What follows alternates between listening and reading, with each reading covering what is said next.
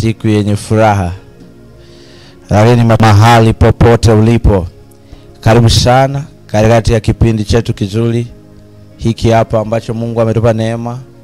Karibu sana. Karibu sana. Ile tu kwamba umejoin inamaanisha Mungu ana mpango na maisha yako jioni ya leo. Mungu ana mpango na kesho yako jioni ya leo. Mungu ana mpango na kila kitu ambacho unakifanya jioni ya leo. So ninakukaribisha tena katikati ya nafasi na ambayo Mungu ametupatia uweze kuwa na namna na kuwa na nafasi pia namna ya kuachilia katikati ya maisha kwako. Na jioni ya leo ninaweza nikakuomba tu kwa nafasi hii uweze kushare 4 wa 5. Jioni hii ni wakati ambao Mungu ameuandaa kwa ajili ya kuyahudumia maisha yako, na si tu kukuhudumia na kukuacha vile ulivyo, lakini kukuhudumia na kukupa hatua mpya ambayo itakusogeza karibu sana mahali hapa. Popote pale ulipo, hakikisha unakuwa na utulivu na hautokitoki hapo, kwa sababu ni package ambayo Mungu ameiachilia jioni ya leo kwa ajili ya maisha ya kwako. Mungu uliye hai, tunalitukuza na kuliazimisha jina lako. Wewe Mungu unayeishi, Jehova Jile, Jehova Shama, Jehova Nifi, Jehova Sabos, Jehova Tisdikenu, Jehova Jile. Asante kwa sababu nasema wewe unastahili heshima, adhama na nguvu na utukufu na enzi yote. Lakini jioni ya leo tena tumekuja wakati huu Bwana, tukitaka kula na kunywa mezani kwako. Kwa Bwana tunaliabudu sana na kulitukuza jina la kwako, kwa sababu ndani ya jina la kwako kila kitu kinapatikana na kila goti litapikwa. Nasi Bwana baada wakafanya kituo tena mahali hapa. Popote pale mtu anapotusikiliza, akitokea eneo lolote lile ambalo yupo, akitokea kwenye madhabahu hii, katika jina la Yesu Kristo wa Nazareti aliye hai, katika jina la Yesu Kristo wa Nazareti aliye hai, tunajua kabisa Bwana na tuna uhakika mkubwa sana ya kwamba wewe unaenda kufanya jambo jipya na kutupa hatua mpya jioni ya leo. Ndio maana tumekuja kwa pamoja na kwa umoja mahali hapa. Tunahitaji kupokea kutoka kwako Bwana. Rimaka ya mande lekuzi ya manda regoduza manda ligados gadia mando robradiza Abrenasko vadia los kamanta leria bahando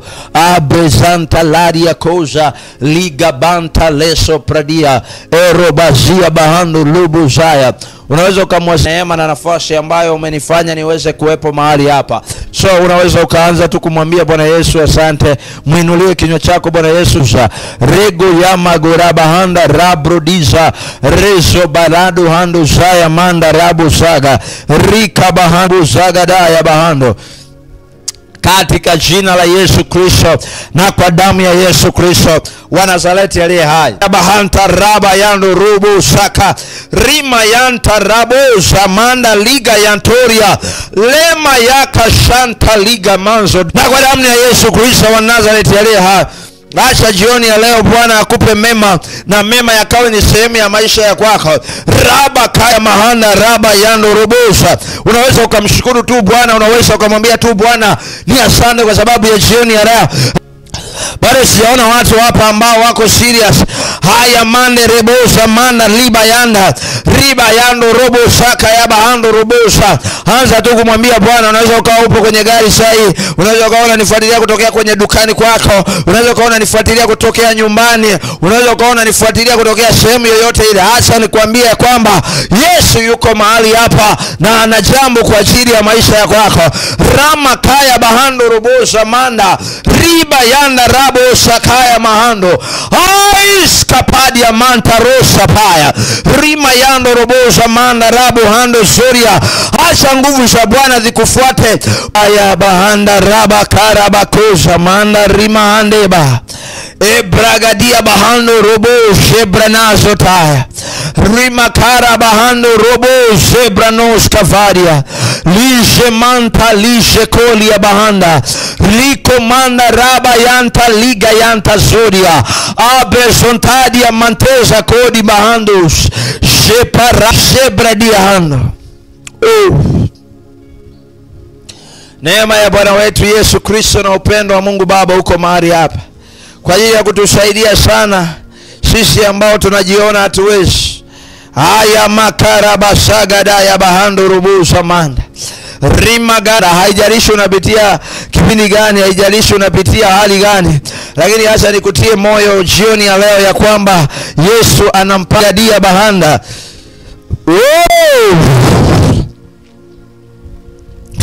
Yesu wewe ni mwaminifu. Aya makara bahanda.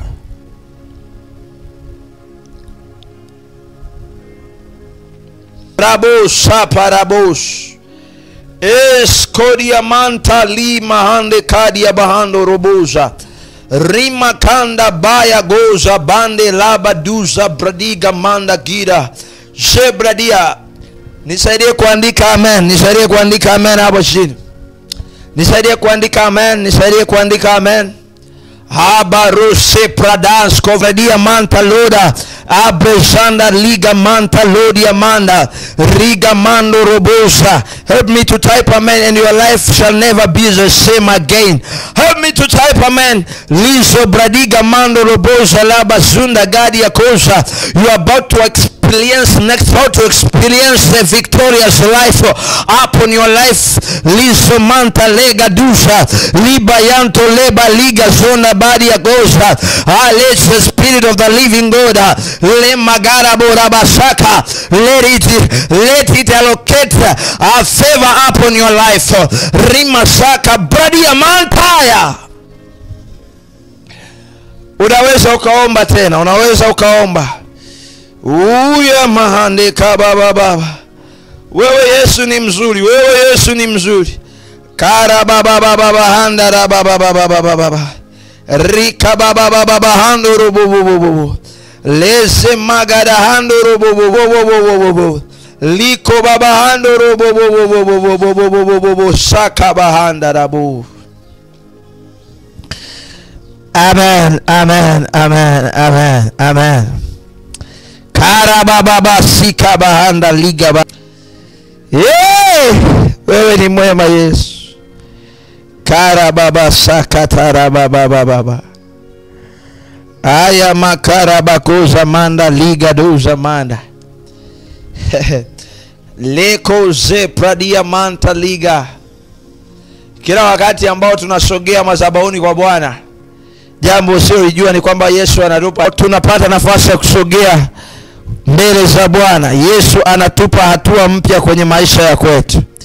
Na hiyo hatua mpya ya Yesu, na kwa damu ya Yesu Kristo wa Nazareti aliye hai. Aya mahanda la baba. Sekara bahanda. Nina furaha daga bahanda baraba zagada ya bahando rubusa. Riba gada hande laba goda bahando rubusa. Thank you Jesus. Thank you Jesus. Amen. Unaweza ukachukua nafasi ya kwako sai. Una uwezo wa kuchukua nafasi ya kwako, lakini kunielewa juu ya utangulizi mfupi ambao nitaufanya mahali hapa jioni ya leo. Nasema unaweza ukachukua na fupi ambao nitaufanya jioni ya leo.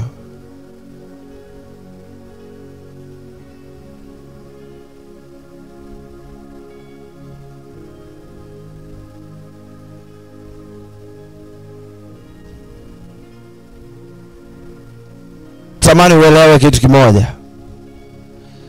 Watu wengi sana tumekuwa na aina ya maombi ya kuhakikisha kwamba tunavunja, tunabomoa na kuharibu kazi za shetani.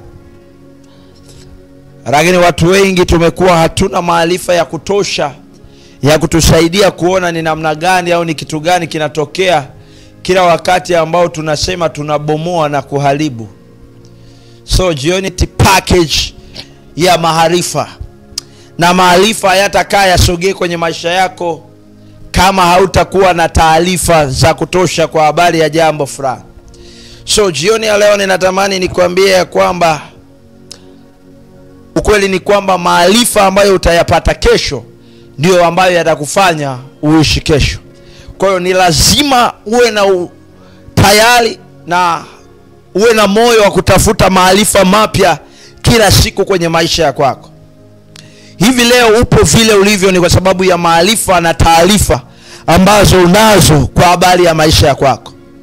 Na ukiona eneo ni tofauti na wewe ambaye umeshindwa kufanikiwa kwenye hilo eneo. Kwa hiyo kinachotutofautisha wakati fulani kwenye haya maisha ni maarifa na taarifa ambazo tunazo sahihi kwenye maisha ya kwetu. So dare to have information. Azimia kuwa na taarifa za kutosha kwenye maisha yako. Azimia kuwa na maarifa ya kutosha kwenye maisha yako. Hayo ndiyo ambayo yatakutofautisha wewe na mtu mwingine. Na ukweli ni kwamba tunaishi kwenye dunia ambayo watu hawapendi kujifunza. Na tunaishi kwenye dunia ambayo watu ni wajuaji na hawapendi kuwa na nafasi ya kupata taarifa mpya kwenye maisha yao. Lakini nataka nikuambie tu kitu kimoja. Hautakaa ufanikiwe zaidi ya maarifa na taarifa ambazo unazo kwenye maisha yako. Hii leo, hata leo tukikupa milioni 20, nataka kukuambia ukafungue biashara, kama hauna taarifa za kutosha kuhusiana na hiyo biashara ambayo unaenda kuifungua, wewe na uhakika ya kwamba utafeli. Ndio maana ni rahisi sana kila mtu kuanza na mtaji wa milioni 20 kwenye biashara fulani, lakini ni ngumu sana kuwa na matokeo yanayofanana. Bali ya hicho kitu anachokifanya ni vitu viwili tofauti, na ni vitu viwili ambavyo ni tofauti. Ndio maana kazi ya Yesu Kristo ilikuwa ni kuwafundisha wanafunzi wake kwa zaidi ya 90% kuliko kuwaombea. Ninaamini kabisa maombi yana nafasi katika Kristo wa Nazareti aliye hai. Ninaomba kwa nafasi hii, chukua notebook ya kwako, andaa na kalamu ya kwako, lakini ninahitaji uwe na utulivu wa kutosha mahali ambapo upo ili uweze kupata maarifa ya kiungu. Nataka nikwambie, ili uweze kupata maarifa ya kiungu. Maarifa ya kiungu. Tunaishi kwenye dunia ambayo imejaa taarifa za uongo. Tunaishi kwenye dunia ambayo imejaa maarifa tunayoyaishi na kuyaendea. Kwa hiyo unahitaji taarifa, unahitaji maarifa sahihi. Na wakati ambao maarifa sahihi yataachiliwa kwenye maisha yako, ndio wakati ambao maarifa yasiyo sahihi yatakufa na kupotea, kwa sababu hizi taarifa zitauponya moyo wako kwako katika jina la Yesu na kwa damu ya Yesu Kristo wa msalaba. Nisaidie tu kuandika hapo.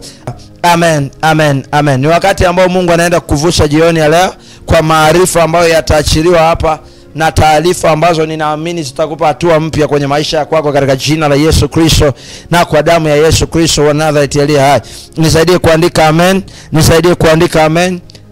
Like hiyo video hapo chini na Mungu atakubariki katika jina la Yesu Kristo wa Nazareti aliye hai. Kwenye ratiba hii ambayo iko mbele ya kwetu katika jina la Yesu Kristo na kwa damu ya Yesu Kristo wa Nazareti aliye hai, ninaomba nimkaribishe mwalimu Elisha Emmanuel kwa ajili ya kutuongoza katika ratiba ambayo iko mahali hapa. Nisaidie kuandika amen. Nisaidie kuandika amen. Nisaidie kuandika amen. Unaweza ukaachilia alama za moto mwingi hapo chini kuonyesha kwamba you are fired. You are fired. You are not touchable. You are not shakeable in the name of Jesus Christ, Yeshua Amashia. Mwalimu Elisha, karibu sana.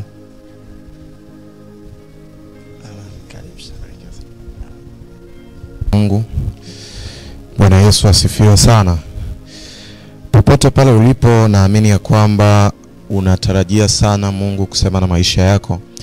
Siku zote Mungu huwa haongei kuhabarisha, ila Mungu huongea kubadilisha. Does not speak to inform but to transform. Na Mungu anatumia taarifa zake, na Mungu anatumia neno lake kutuhabarisha jioni ya leo. Natamani niombe kwanza, alafu niendelee na ujumbe ambao Mungu ametupa. Baba, kwa jina la Yesu nakushukuru kwa jioni ya leo ambapo watoto wako tuna kiu ya kulisikia neno lako, na watoto wako tuna utayari wa kusikia Mungu wewe unasema nini na sisi. Ninaomba jioni ya leo ikawe jioni ya matunda. Ninaomba jioni ya leo Bwana ukaguse maisha yetu kwa neno lako. Ukaguse maisha yetu, ukafungue fahamu zetu kwa neno lako. Ninaomba Roho wako Mtakatifu akaguse maisha ya kila mmoja katika jina la Yesu.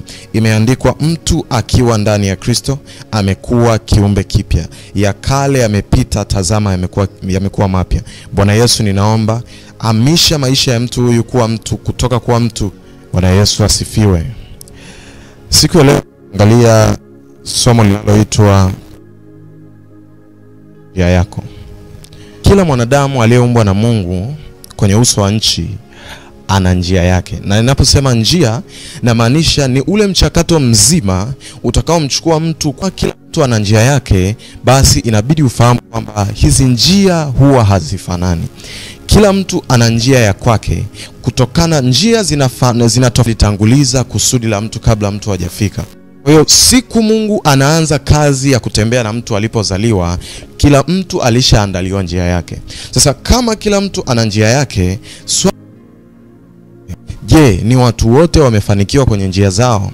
Ukiangalia ni hapana. Sasa ni kwa nini watu wote hawajafanikiwa kwenye njia zao? So utakuja kuona kwamba kumbe uwepo wa njia hauamui kufanikiwa kwenye njia. Kuwa na njia ni kitu kimoja, kufanikiwa kwenye njia ni kitu kingine. Kwa kujua njia yako ni jambo la kwanza, lakini kuifanikisha hiyo njia baada ya kuifahamu ni kitu kingine. So natamani jioni ya leo Mungu atusaidie sana tujue ni namna gani ambapo kuna kusudi, kuna mambo ambayo unatamani kuyafikia. Sasa nataka nikueleweshe kwa namna fulani ujue namna gani. Sasa unajua kila mtu alivyoumbwa, safari ya kwanza ya mwanadamu huwa ni kutafuta kujua kusudi lake la kuumbwa kwake. Sasa mambo ambayo Mungu anayeweka kwenye moyo wa mtu ndio mambo ambayo Mungu amemkusudia huyo mtu ayafanye. Biblia inasema, Paulo anasema Mungu hutenda kazi ndani yetu na kutaka kwetu. Kwa maana yake kumbe yale mambo ambayo tunayataka kutokea ndani mwetu, yale mambo ambayo huwa tunayapenda, tuna shauku ya kuyakamilisha kwenye haya maisha,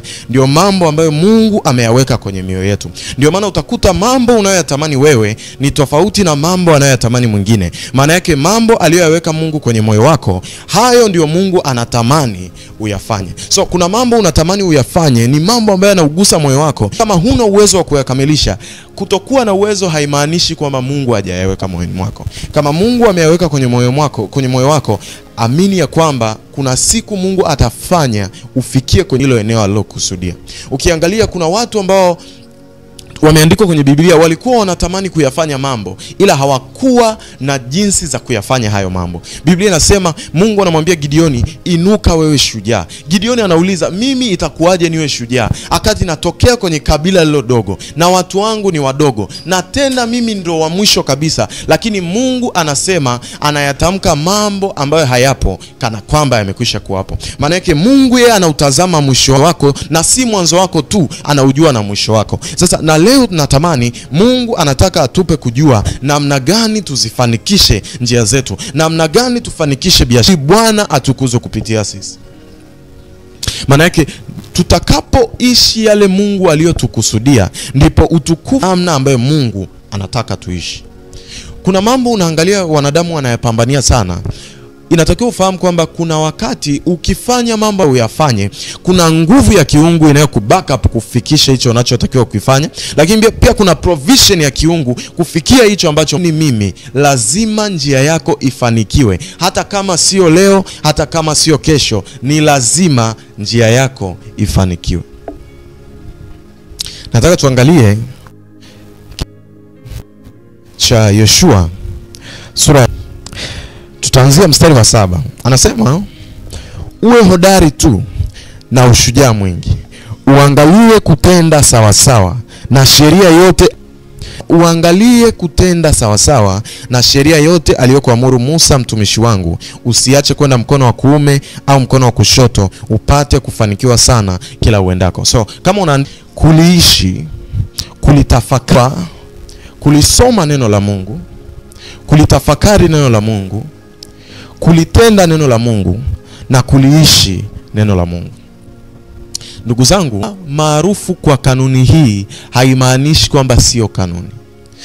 Ni kama kuna namna dunia imefanya neno la Mungu lionekane kama ni dini cha umeme, ama kila kifaa kinachouzwa mara nyingi kinakuja na kakitabu kanaitwa manual book. Haka kanakuwa ni kakitabu kanakoelezea matumizi ya hiyo bidhaa, ili mtu uitumie hiyo bidhaa kwa uzuri wake na kwa kusudi lilo kusudiwa hiyo bidhaa kutumika.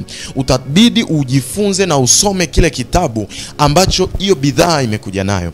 Itakufanya ujue matumizi sahihi ya namna gani kukitunza hicho kifaa ili pia kisiharibike. Ndio maana hata Mungu alipotuumba sisi akatupa zawadi ya maisha, alitutengeneza usahihi, na ndio Mungu akatupa neno lake, kitabu chake kinachoitwa Biblia. Ndugu zangu, hichi kitabu kitakuwa kitabu kama vitabu vingine vyovyote kama hutokishaandikwa, kama hutayaweka kwenye maisha. Ndugu zangu, Biblia ni kitabu ambacho kimebeba siri kubwa sana za ufalme. Kuna mtu mmoja ambaye ni mtu wa Napoleon Hill. Lakini cha kushangaza, huyu mtu alikuwa anafanyiwa interview. Akawa anasema wakati wana kitabu kilichobeba siri kubwa sana za mafanikio. So akawa anasema sehemu kubwa ya vitabu vyake alivyoandika vya mafanikio ya kiuchumi ametolea siri zake kwenye Biblia. Lakini still bado Wakristo they are struggling. Ni kutokana na kwamba kutokujua matumizi ya kitu kutakufanya uone kile kitu kuwa ni cha kawaida. Biblia haitakuwa kawaida kwako mpaka siku fahamu, kuliishi na kulifanya neno la Mungu.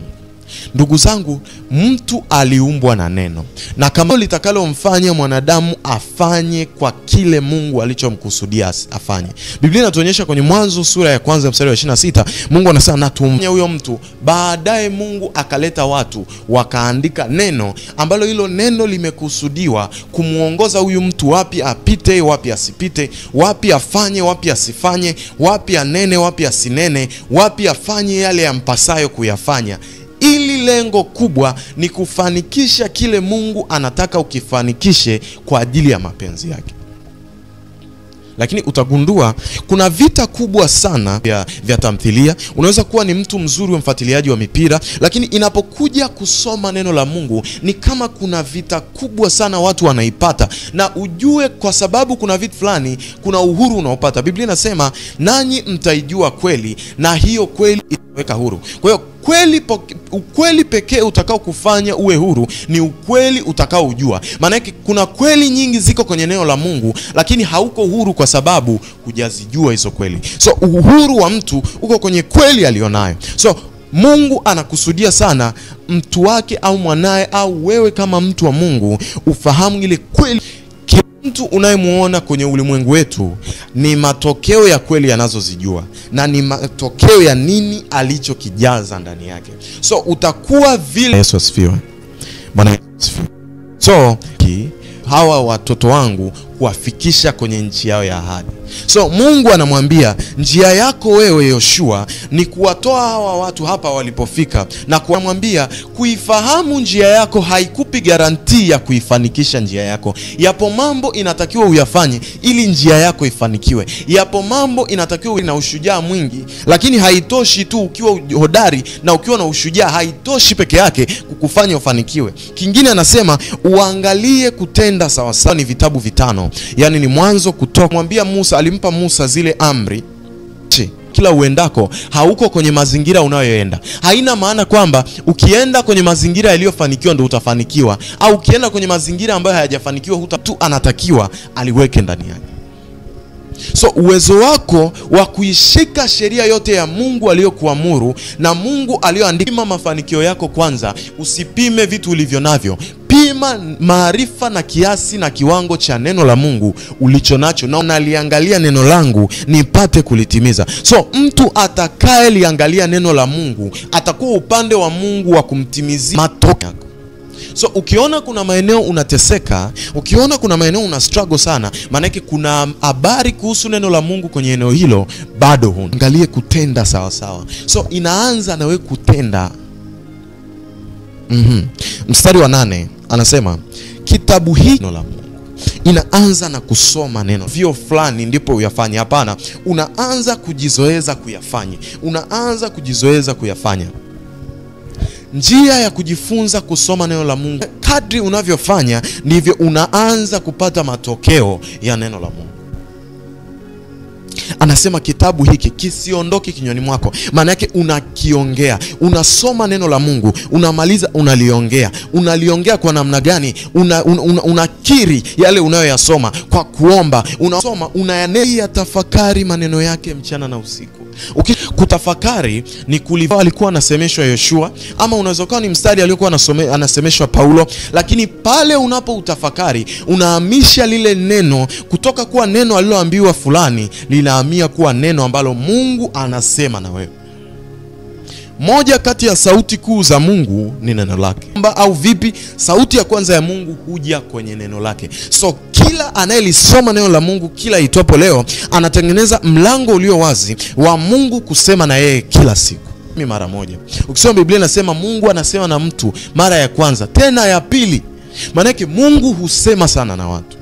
So neno linavyoingia ndani yako linakubadilisha. Uyatafakari. Mungu anasema na mimi. Mungu anazungumza na maisha yangu. Na kwa nini ni muhimu kutafakari neno la Mungu? Yaani licha ya kulisoma, uhai. Unalivalisha neno la Mungu mwili. Biblia inasema ukisoma kwenye Yohana 1, Biblia inasema ukisoma kitabu cha Mwanzo cha Yohana sura ya 1, anasema hapo mwanzo kulikuwako neno, naye neno alikuwa kwa Mungu, naye neno alikuwa Mungu. Kwa kitu cha kwanza kilichowahi kuwako duniani, cha kwanza kuliko vitu vyote, lilikuwa neno. So anayetaka kupractice matokeo kwenye maisha, anabidi afanye kazi na neno, ili neno kwenye maisha yako unakitumia kukitafuta, kukipata kwa neno, kwa sababu neno ndilo lilotumika kuumba vyote. Maana yake hata na kufanya maisha yako yaende ni kwa kulifanya neno la Mungu litende kazi kwa wewe kulisoma na kuliishi. Anasema vyote vifanyika kwa huyo, wala pasipo utaliajiri neno. Neno linasemaje juu ya maisha yako? Neno linasema, kama hutajua kitu ambacho neno linasema kuhusu jambo unalolifanya, ni hakika kwamba kuna namna hutafanikisha hilo eneo. Anasema vyote vifanyika kwa huyo. Mstari wa 4 anasema ndani yake ndimo ulipokuwa.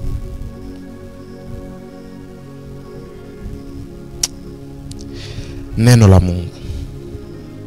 Neno la Mungu kaa kwetu, nasi tukauona utukufu wake, utukufu kama wa mwana pekee atokaye kwa Baba, amejaa neema na kweli. Maana yake ili tuone utukufu wa neno la Mungu, lisipovaa mwili haliwezi kutoa utukufu wake. So na utukufu wa Mungu ndio unaokupa matokeo kwenye maisha. Utukufu hautokei mpaka neno livalishwe mwili, na namna pekee ya kuvalisha neno la Mungu mwili ni kwa kulitafakari. Watu jizoeze unasoma neno la Mungu. Jizoeze unasoma neno la Mungu. Kuhusu afya yako, ndo anaongea na wewe. Mungu ndo anayahamisha maendeleo kutokea. Cha pili, unaanza kukinena kisiondoke kinywani mwako. Cha tatu, unakitafakari mchana na usiku. Utafakari mara moja tu hapana, utafakari mara mbili tu hapana, unatafakari mchana, naanza kuonyesha utu. Anasema ukishayafanya hayo yote, anasema ndipo utakapoifanikisha njia yako, kisha ndipo utakapostawi. Wewe ndo kulitafakari, anaweza kufanikisha njia yake mwenyewe. Ni mahali pamoja. Neno ndio lilomuumba na neno ndio litakalo msakacho kuhimili. Kwa maana yake mfumo wako wa maisha hauwezi kutengana na neno. Never. Mtu anayetenganisha maisha yake na neno ni mtu kujitenganisha yeye na mafanikio yake. So utakuja kuelewa kwamba wapo watu watakaofika mbinguni lakini watakuwa hawajafanikisha njia zao. Wako watu ambao watafika mbinguni lakini yale makusudi waliokusudiwa kuyafanya ambayo Mungu amekuwekea hapa liko ndani ya neno la Mungu. Hakutakuwa na tofauti wala mabadiliko kwenye maisha kama mafundisho kama utayaweka kwenye maisha, ndugu yangu, hayatakuwa na matokeo yote. So anasema ndipo utakapoifanikisha sana njia yako, na sio tu kuifanikisha, utastawi sana. Maana yake hata kama ndani yako umelibeba neno, unaliishi neno, unalitafakari neno, unaliweka neno kwenye utendaji, haitajalisha, ni swala la muda tu, ni lazima ufanikiwe. Umeona mtu anaitwa Ibrahim, alikuwa na ndugu yake, wakaja kugombana njiani, ikafika mahali sasa inabidi watengane. Biblia inasema Ibrahim akamwambia Lutu, chagua wewe uende wapi. Aliko stawi panaitwa Sodoma, akaenda kule. Lakini Ibrahim, sehemu yote iliyobaki ilikuwa ni wasteland, ni ardhi ambayo ni ya kawaida au ni ardhi mbaya. Lakini Biblia inasema kwa sababu ya Ibrahim kulifahamu neno la Mungu, Mungu anamwambia angalia kutoka hapo kwenda mashariki, kwenda magharibi, kwenda kote, kwa kuwa huko atakuwa anafanya. Mafanikio ya Ibrahim yapo kwenye neno la Mungu. Mafanikio yako hayapo kwenye kazi nzuri unafanya, hayapo kwenye sehemu nzuri unaishi, hayapo kwenye mazingira mazuri ya kazi unayoyafanya, yapo ndani yako kama tu utaweka neno la Mungu ndani yako. Neno la Mungu. Nilijua neno, aliliishi neno, alilitafakari. Kapo stawi sana. So kiwango chetu cha kufanikiwa kimelimitiwa na ujuaji wetu na kufahamu neno la Mungu. Kwa hiyo atakayefahamu sana atafanikiwa sana. Atakayefahamu kidogo, idadi ya matokeo unayoyataka yamefungamanishwa kwenye idadi ya neno unalolijua. So neno la Mungu ni input, ni afya. Ni nini unachokitafakari kinajulitenda neno la Mungu, kwa sababu kadri tunavyofanya hayo tunajenga imani ndani yetu. Kumbuka, imani ndiyo mkono unaotenda kazi ya kujenga mambo. Kwa neno la Mungu, Biblia inasema na imani chanzo chake ni kusikia, na kusikia huja kwa neno. So kusikia hakuji kwa maombi, no. Kusikia hakuji kwa story. Kusikia kunakuja kwa neno. Kwa mtu anayesikia neno, mtu anayesoma neno, mtu anayeishi neno, ni mtu ambaye anainua imani yake, na si muda mrefu sana huyo mtu lazima aonyeshe matokeo. Mtu ni roho. Mtu ni roho inayoishi kwenye mwili. Kama mtu ni roho, kiwango chake cha ukuaji ni kiwango chake cha afya alionayo ya kiroho. Kwa sababu wewe ni roho unayofanya kazi na namna ya kuwekeza kwa mtu ni kwenye neno la Mungu.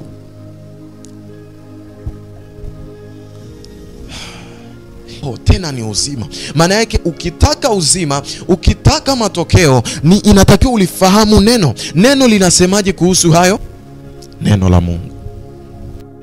Neno la Mungu linaweza lisiwe maarufu sana, linaweza lisiwe popular sana, linaweza lisiwe linapendwa na kila mtu. Neno la Mungu kusomwa, no, haina uhusiano. Neno la Mungu ni kusudi kabisa ambalo Mungu ameliweka kwa so, ukubwa wa wewe ulivyo, hautafikia yale matokeo Mungu anayotaka kwa jinsi ulivyo leo. Inamhitaji Mungu kuwatengeneza watu tumiwa na Mungu kwa uwezo ulionao sasa, no. Mungu anampitisha mtu kwenye maeneo, kwenye mchakato, kwenye hatua ili amfanye kuwa bora. Ni kwa kukuweka kwenye neno lake. Ndugu zangu, mtu anayekaa kwenye neno, hata kama hana elimu sana, hata kama hana kipaji sana, hata kama hana vigezo sana, huyu mtu atakuja kuwa na matokeo ambayo watu watamshangaa. Kwa nini? Roho ndio itiaye uzima. Maneno, Biblia inasema naye aliposema nami roho ikaniingia. So maneno ni roho ndani. Uhai wa mtu, utendaji kazi wa mtu ni matokeo ya roho iliyoko nyuma ya mtu. So njia yako hutakaa ufanikiwe ukiyafanya, na yapo mambo hutakaa ufanikiwe usipoyafanya, na yapo mambo hutafanikiwa au utafanikiwa ukiyafanya, na kuna mengine usipoyafanya. Anasema huyu mtu ana heri kwenda katika shauri la wasio wake, wala hakusimama katika njia ya wakosaji, wala hakuketi barazani pa wenye mizaa. Kitu cha kwanza hicho. Cha pili, mstari wa pili anasema bali sheria ya Bwana ndio impendezayo, na sheria yake anaitafakari hiyo sheria mchana na usiku. Ndugu zangu, kila Biblia ilipoonyesha kutafakari, kuishi neno la Mungu, chini yake imeeleza matokeo ambayo huyo mtu atayapata baada ya kufanya hivyo. Mstari wa 3 anasema naye atakuwa kama mti uliopandwa. Neno la Mungu lina kazi kubwa mbili. Cha kwanza, hapa mstari wa 3 anaanza neno linaanza kutengeneza matokeo ya mtu kutokea ndani. Kwa sababu mtu anavyoanza kutengenezwa, uzao matunda yake kwa majira yake, wala jani lake halinyauki. Kwa yote inakutengeneza wewe. Cha pili, yale unayoyatenda yanafanikiwa baada ya kwanza kutengenezwa. So mafanikio ya mtu ni matokeo ya yeye kufanikiwa ndani kwanza.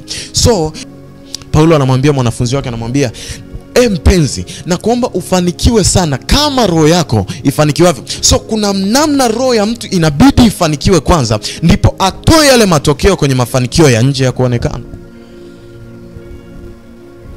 Anasema na kila alitendalo litafanikiwa. Mtu anayekosea.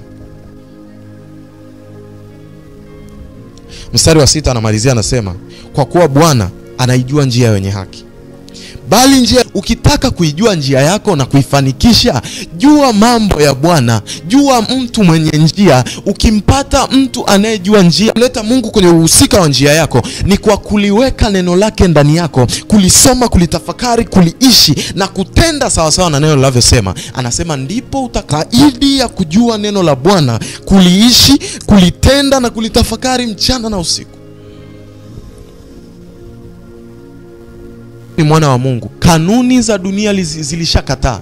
Kwa kuanzia hapo unaoperate kwenye ulimwengu, kwa sababu dunia inatawaliwa na ulimwengu wa aina mbili. Wa Mungu kwa kinyume na wewe kabisa. So ukifanya mambo yanayoendana na giza, giza linakupinga kwa sababu wewe sio upande huo tena. Kwa Mungu za neno, unafahamu kweli, ile kweli mwisho wa siku inakuweka huru, na ndipo unapoanza kufanikisha maisha yako, kwa sababu Bwana anaijua njia ya wenye haki. So kama wewe ni mwenye haki, namna yako ya kuijua njia yako na kuiendea, nenda kwa Bwana mwenye njia. Anasema maana yake hawa watu sio wenye haki, na Bwana ameshaweka guarantee kwamba wasio haki njia zao zitapotea. So ukitaka njia yako isipotee, naamini kuna mtu yule neno linafaa maisha yake jioni leo. Sasa nikueleze, Mungu huwa anaongoza watu, na Mungu anaongoza watu wanaomfahamu. Usipomfahamu, so unapotaka kufanikisha chochote, anza kusoma neno la Mungu. Ukimaliza, anza kujijengea utaratibu wa maombi, kwa sababu kwenye kauona utukufu wake. So utukufu wa neno la Mungu uanza kujidhihirisha mtu anapoliishi neno na kulivalisha mwili. So namna gani Mungu sasa atakapokufanya? Unaposoma neno la Mungu, unaposoma neno la Mungu, unapoomba, unatengeneza ule uungu ndani yako. Na kama unatengeneza ule uungu ndani yako, inafika mahali sasa Mungu anaanza kukuongoza kwa Mungu anaanza kukubadilisha kwa namna ya kukuongoza kuyaendea mambo. So kuna namna ulikuwa unayaona mambo mwanzo, lakini baada ya kusoma neno la Mungu na kulifanyia neno la Mungu moja mstari wa kwanza, Biblia inasema shetani akasimama. Moja mstari wa kwanza, Biblia inasema shetani akasimama, akamfanya Daudi kuwaza kwamba ni sawa, akamfanya Daudi kuwaza kwamba ni sawa kuwahesabu wana wa Israeli. So kuna wazo ulikuwa huna, unajikuta tu unaanza kufikiria biashara fulani. Unajikuta tu unaanza kufikiria biashara fulani. Unaanza tu kufikiria project fulani. Unazaa matokeo. Maana anasema akishakuwa baada ya kulijua neno lake, yale chochote utakachokifanya kinaanza kufanikiwa. Kwa sababu Mungu hata angalia aina ya biashara unafanya. Mungu ataangalia kiwango unachopendi unayefanikisha utendaji wako. Sio kufanya vitu tena. No. So mafanikio yako yanakuwa hayako juu ya vitu tena. Mafanikio yako yanakuwa Mungu anakupa kuwaza, kupa kuyawaza. Kuna ziogopa kuzifanya. Unasema hii biashara itanipa asile ambayo ziogopa kuzifanya. Unasema hii biashara itanipa asile ambayo wengine wanasema haina biashara, haina faida. Wewe unaanza wengine wanasema haina biashara, haina faida.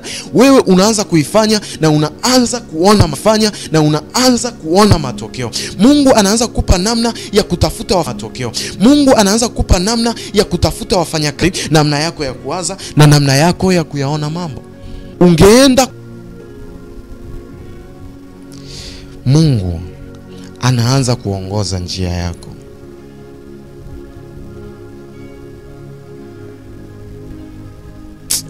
Shalabakosa kabarada.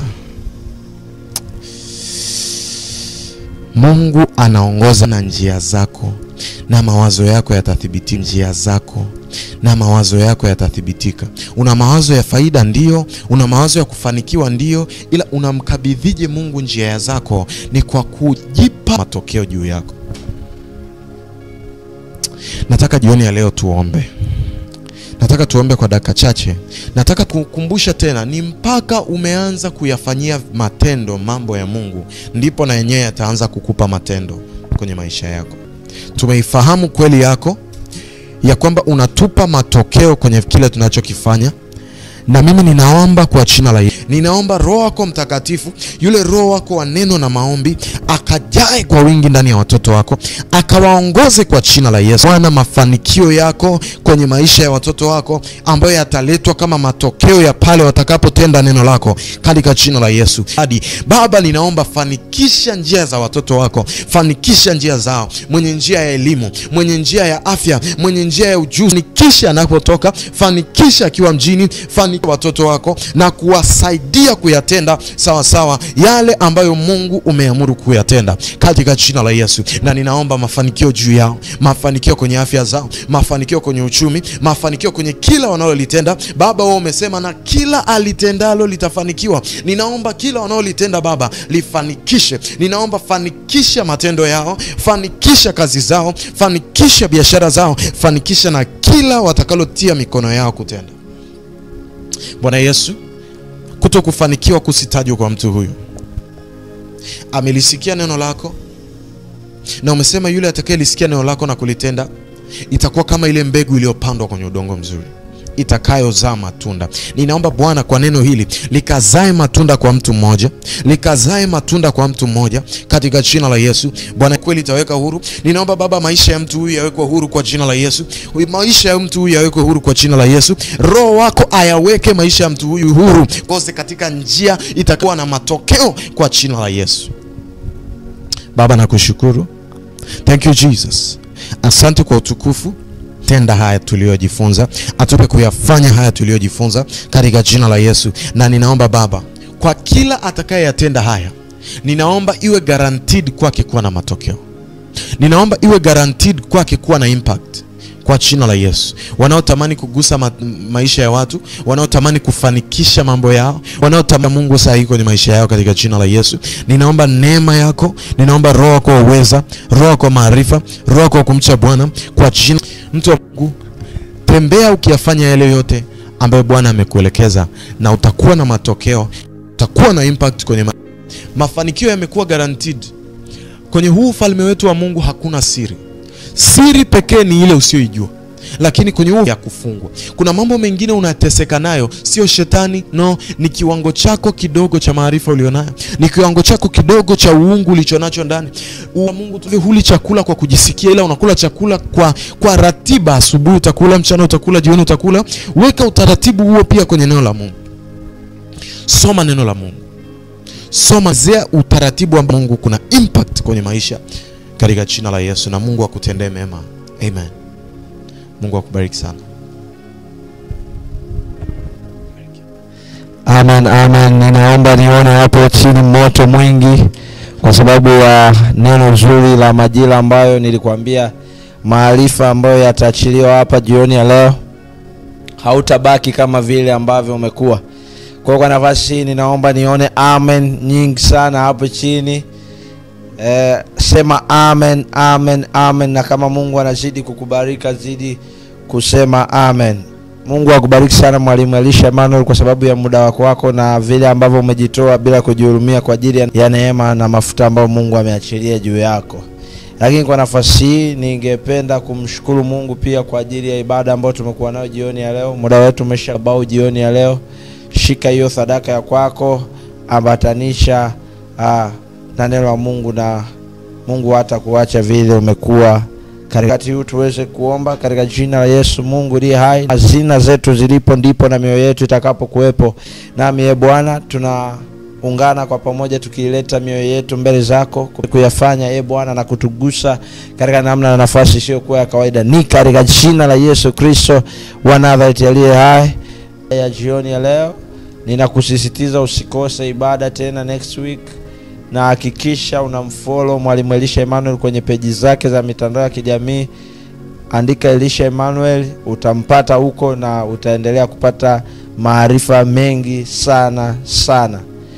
Pia kumsahau engineer wetu Jackson, Mungu ambariki, amekuwa akihakikisha kwamba tunaruka live na amekuwa akiendelea kujitoa. Engineer Jackson, tuweze kupiga makofi mengi kwa ajili yake. Mungu akubariki sana na uwe na jioni na usiku mwema. Amen. Amen.